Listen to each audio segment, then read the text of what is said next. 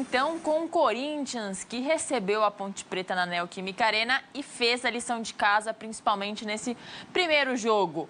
3-0. Não foi um massacre, mas o segundo tempo do Corinthians foi de encher os olhos. A gente vai mostrar daqui a pouco os gols, mas os zagueiros se mostraram nesse primeiro jogo, porque o Gustavo Henrique fez um excelente gol de cabeça no escanteio e no final da partida o André Ramalho fez um golaço de fora da área, além do gol do André, que estava ali no meio da área, Felipe. Sabe quando a bola sobra do goleiro e bate em você e entra? Não importa, gol é gol. Estava bem posicionado para fazer o gol, né?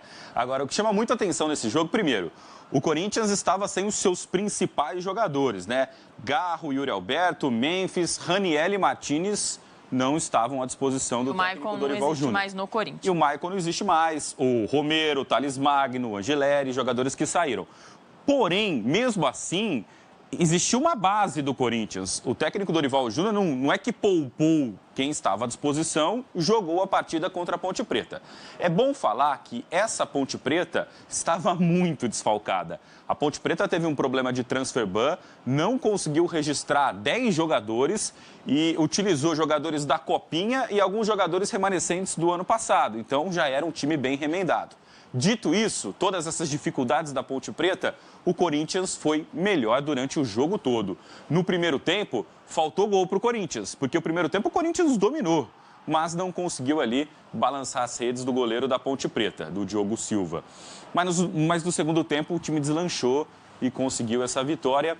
É bom destacar que a gente teve uma novidade hoje, que foi o Pedro Raul. O Pedro Raul voltou, teve minutos no segundo tempo, né?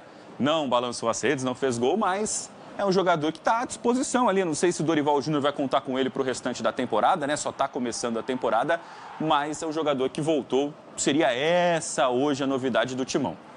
A gente até comentava aqui ontem no Esporte Agora, a Ponte Preta não é dos adversários mais difíceis, ainda mais com esse problema. No banco de reserva só tinha um jogador do profissional, o resto eram todos jogadores da base. Então estava bem desfalcada e com jogadores com uma média de idade alta dentro de campo. Primeiro jogo da temporada, calor, é mais cansativo. O Corinthians também entrava em campo numa final no dia 21 de dezembro, Felipe. São 20 dias de diferença. É pouca coisa para o Corinthians, que não teve muito tempo de descanso e é uma temporada atípica, mas não foi muito exigido, ficou ali no campo de ataque, mas errava ou não dava trabalho para a Ponte Preta no primeiro tempo, mas aí, como você falou, no segundo tempo a bola conseguiu entrar e o Corinthians conseguiu forçar mais o goleiro da Ponte. E o detalhe é o seguinte, né, Isa? É um começo de temporada, é claro, você falou da final, os jogadores estão voltando agora, os principais não estão jogando. E hoje parecia mais um jogo treino para o Corinthians, porque foi isso, né? O Corinthians sobrou contra a Ponte Preta. 3-0, poderia ter sido mais? Poderia ter sido mais. Como poderia também ter sido menos e está tudo bem, porque o Corinthians foi superior à Ponte Preta na partida de hoje. E claramente, o Corinthians para mim é um sério candidato ao bicampeonato nessa temporada do Paulistão.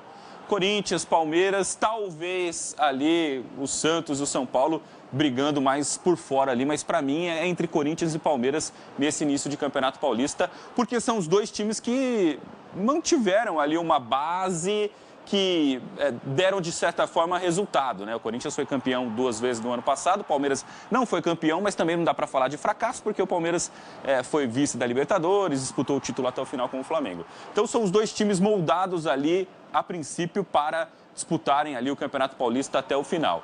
Só que o Corinthians tem um detalhe em relação ao Palmeiras. O Corinthians tem uma final já no começo do ano, que é a final da Supercopa contra o Flamengo. Então, acho que isso é muito importante. O Dorival Júnior, com certeza, vai usar esses jogos do Paulistão para preparar o elenco para essa final que é importante para o Corinthians nesse início de temporada. Um detalhe no primeiro gol do Corinthians, que antes de sair o gol com o Gustavo Henrique de escanteio, já tinha tentado algumas outras oportunidades e levado perigo à defesa da Ponte. É uma jogada que todo mundo sabe que o Corinthians vai fazer, esse escanteio na segunda trave, e mesmo assim o Corinthians ainda consegue marcar esse tipo de gol. Acho que vai ser uma arma fundamental para o Corinthians nessa temporada, mesmo todo mundo sabendo que sempre o procurado talvez seja o Gustavo Henrique lá na frente.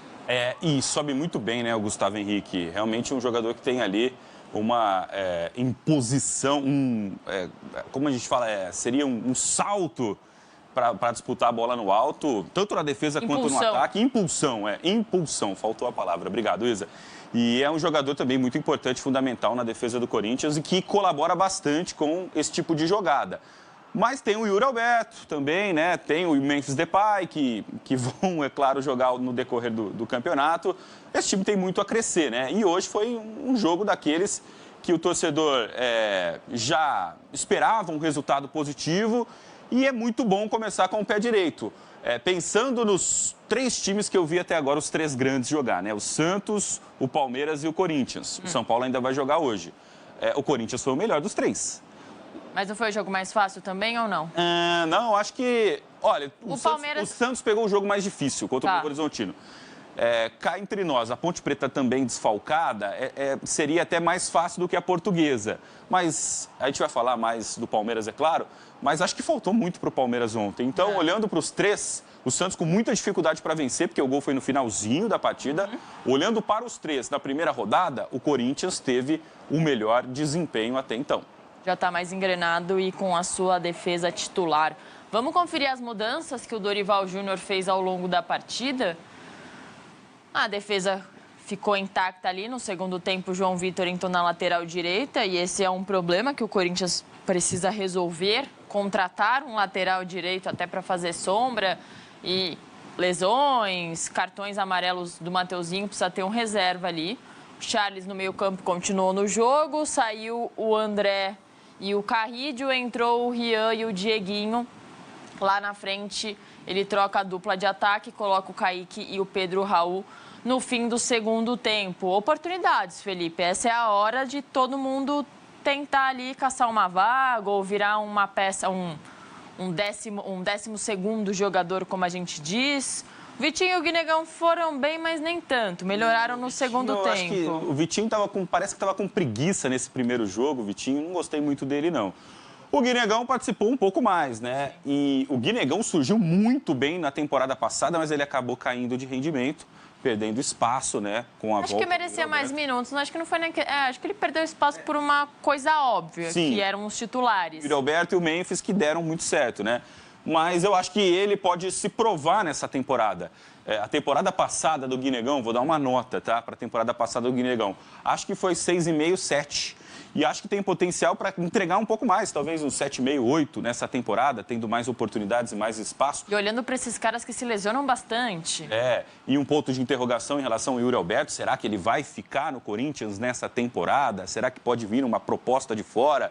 Ele foi buscar o passaporte europeu dele agora nas férias, né? Então existe esse ponto de interrogação também.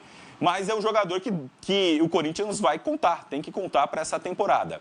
E esses jovens, os meninos que tiveram chance, que foram da Copinha, que estão no elenco profissional, é o momento também, o Marcelo Paz deixou isso bem claro na entrevista coletiva dele. Esse ano precisamos fazer vendas. E para vender jogador tem que revelar jogador. E para revelar jogador tem que dar espaço para os jogadores saírem da base e estarem no profissional. É claro que existe negociação de base já com o mercado de fora, o mercado do exterior. Porém, quando o jogador está no profissional, ele se valoriza mais. Então, o Corinthians, acho que o Marcelo Paz vai trazer também com o Dorival Júnior, a comissão técnica e a diretoria do Corinthians, um entendimento de que, olha, a gente precisa também dar espaço para a nossa base. O Corinthians é muito forte na base, na Copinha é o maior campeão, mas poucas vezes aproveita ali muito bem os jogadores, como os rivais têm feito ultimamente, o Flamengo e o próprio Palmeiras, né? Então, acho que pode ser esse Paulistão um bom laboratório para o Corinthians aproveitar jovens talentos da base do timão. Isso acabou acontecendo ano passado, sem querer querendo, porque, como você falou, o Corinthians não tem essa prática, e ano passado com o Transfer Ban não dava para trazer ninguém, então teve que optar pelos meninos da base. Até o Breno Bidon chega ao profissional no ano retrasado, ganha mais minutos ano passado muito por conta dessa pouca concorrência, e o André é outro que foi titular hoje.